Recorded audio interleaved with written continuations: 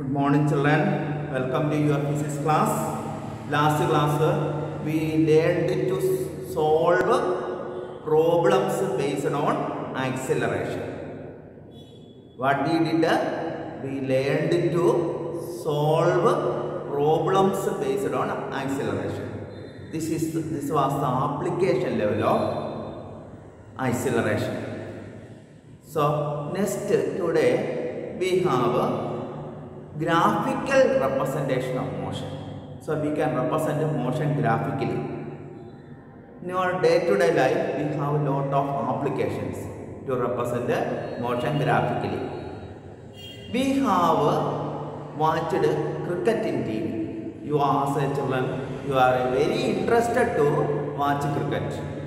Did you notice any graphical representation there? One day, international cricket and all, there run rate per over we can represent using a vertical bar graph. Which graph? Vertical bar graph.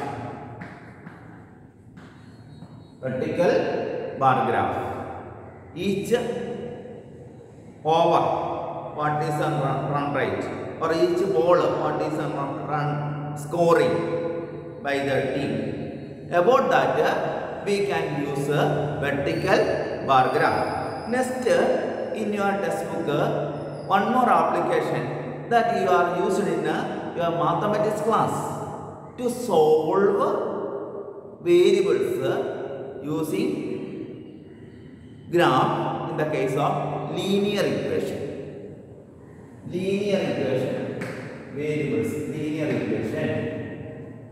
To solve variables, we are using straight line graph. So these are some applications we can notice in our day-to-day life, and we know graphs every field we can apply, not only field of sports, and when election time they represent a graph, each parties scoring their how much vote they scored, that about that they are analyzing using a graph. Here we can represent motion in a graphical way. What are these applications? There are two type of graphs mentioned in your textbook. First one, distance time graph.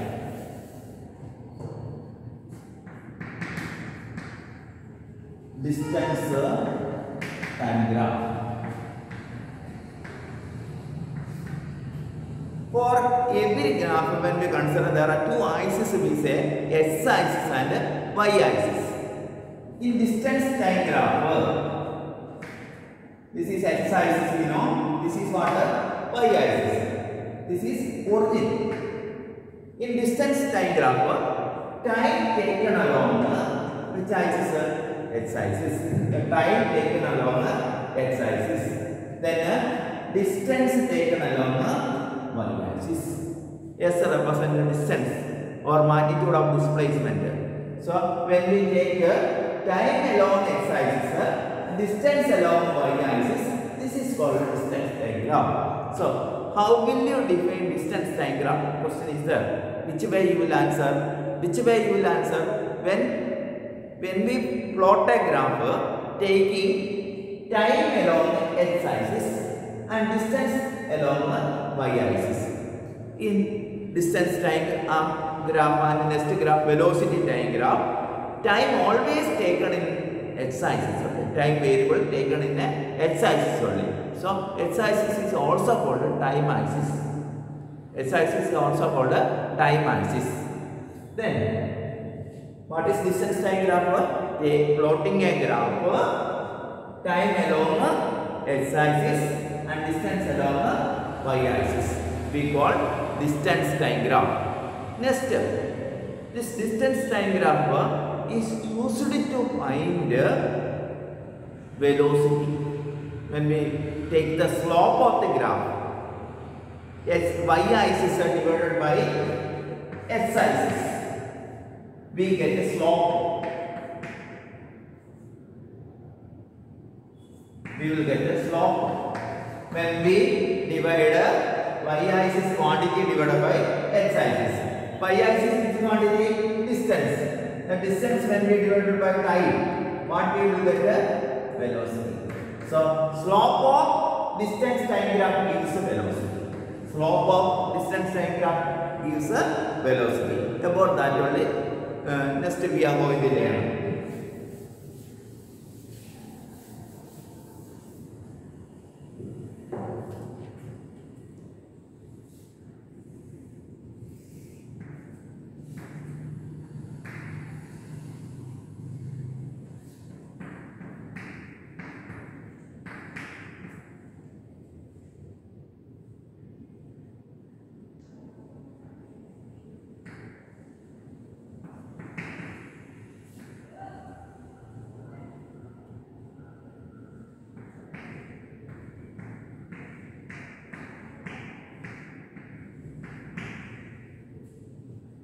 Here about a car.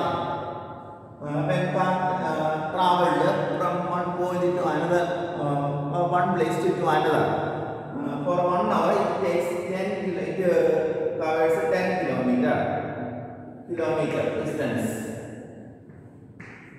Next 1 more hour, means the total hour covered is 2 hours, 20 kilometer. Next 30 kilometer. Next 40 kilometer. When we plot a straight line graph about the car only set that's why we take an hour as a time and kilometer as a distance. For vehicles, the meter per second is a unit. We are taking a meter and seconds are the units. For vehicles, we are taking a hour and kilometer.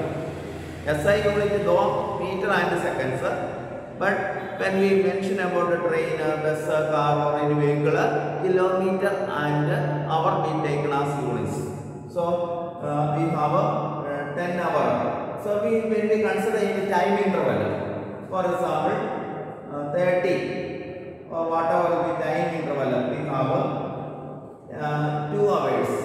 What is the time we have? Then this is T1 time interval. Here are S1.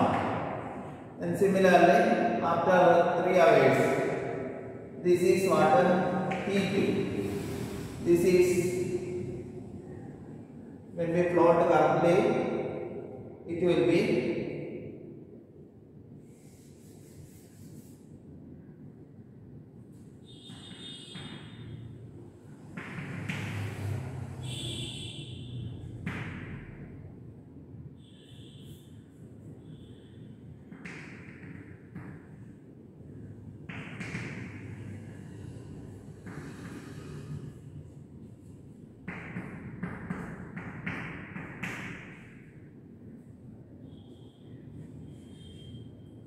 for 1 hour time here 1 kilometer, for 2 hours time 2 kilometer, 3 hours time 3 kilometer, 4. Like that when we plot time interval T1 and T2, distance we mark as S1 and S2.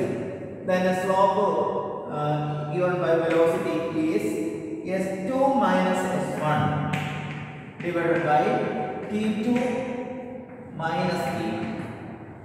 So we have S2 minus S1 divided by T2 minus T1. Using this formula, you can calculate the velocity of the object traveled or car traveled. So corresponding for 1 hour, kilometer is 10 kilometer. Here 20, here 30, 40. Like that when we are plotting corresponding distance and time, when we plot we get a graph. From that graph we can take the slope as V equal to S2 minus S1 divided by T2 minus T1. So T1 is the first time interval, T2 second time interval. Corresponding distance is S2 and S1. We can find it from the graph. This V equal to S2 minus S1 by T2 minus T1 gives a velocity. Slope gives velocity. So this is the way we can use a distance time graph to calculate the velocity.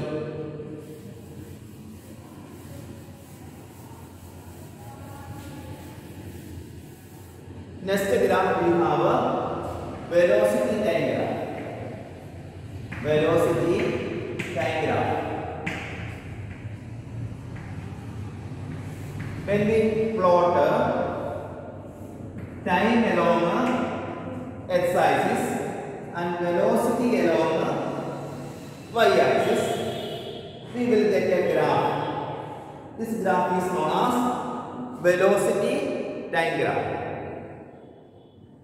What we have a velocity time graph, plotting time along x-axis, velocity along y-axis. We have the graph, velocity time graph. Then, what is the application of this graph means? We consider another graph. Velocity time graph only.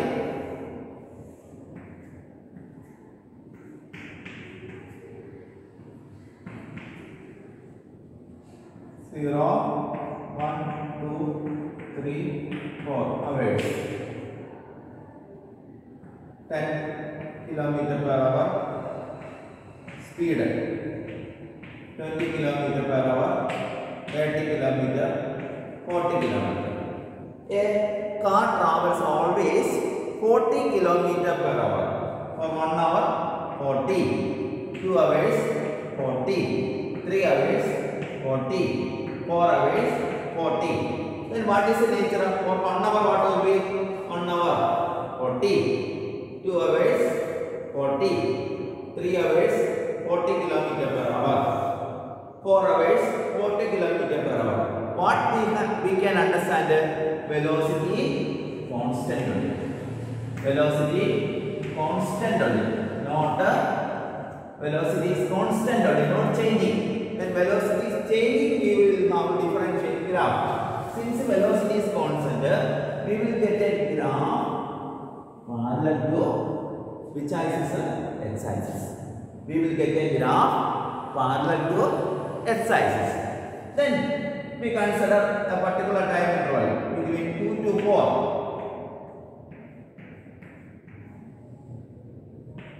Time interval we are considering. We are considering this area, the shaded area. I am going to shade that area.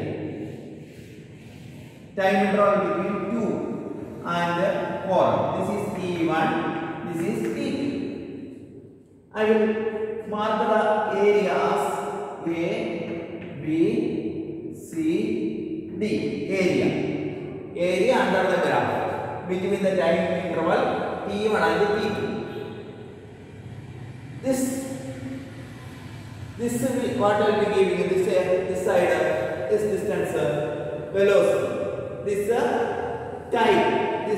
This area we are getting time. Then you know that velocity equal to distance by time. Velocity equal to distance by time. Distance what will be? Velocity into time. Distance what will be? Velocity into time. Distance also we can call velocity is distance by time. Usually then we say also it is displacement by time only because it has direction. So distance is the direction. So we can write the displacement by time. Velocity is displacement by time. Displacement by time. Though we say distance by time, that is speed only. But velocity, when we consider, we will have a direction also. Displacement by time. Then magnitude of displacement is velocity into time. This is magnitude of displacement. Is velocity into time. Then we have here what is velocity? A, C or D. Here according to here C, here D. Then AC is taken as a velocity. AC into time, initial time T1, final time T2. So changing time is T2 minus T1. T2 minus T1. What is AC? AC is 40 kilometer per hour. So 40 kilometer hour raised to minus 1 into T2 minus T1. This is what distance into here we have length into breadth wavelength. This is what area under this graph gives a what shape? It is a rectangle. This is what shape? Rectangle. So area under the graph gives magnitude of displacement. Area under the graph gives magnitude of displacement. Let's play one more time. We have velocity equal to displacement by time. Then displacement equal to velocity into time. Here we have velocity is constant only 40 km per hour. That will be AC. AC into this distance AC only now. So AC into time interval is T2 minus T1 because we have initial time T1, final time T2. So changing time is T2 minus T1. So AC we know from the graph it will be 40 km per hour. 0 to 40 is the value of velocity. So 40 km per hour into T2 minus T1. So what is the use of velocity time graph? The area enclosed within the graph gives magnitude of displacement or distance covered. Magnitude of displacement, what we say? Distance covered by the object. To find distance covered by the object, we can use velocity time graph. We can use velocity time graph to find distance covered by the object or magnitude of displacement. This is the use of one of the use of velocity time graph. So I hope today we learned two graphs. One is distance time graph, next one velocity time graph. This applications just I explained. You must read the textbook minimum 2 times after watching the class. Watch the class, then you read. Then only you will get a thorough knowledge. So then after again if you have doubt, you can ask through Google class. Thank you.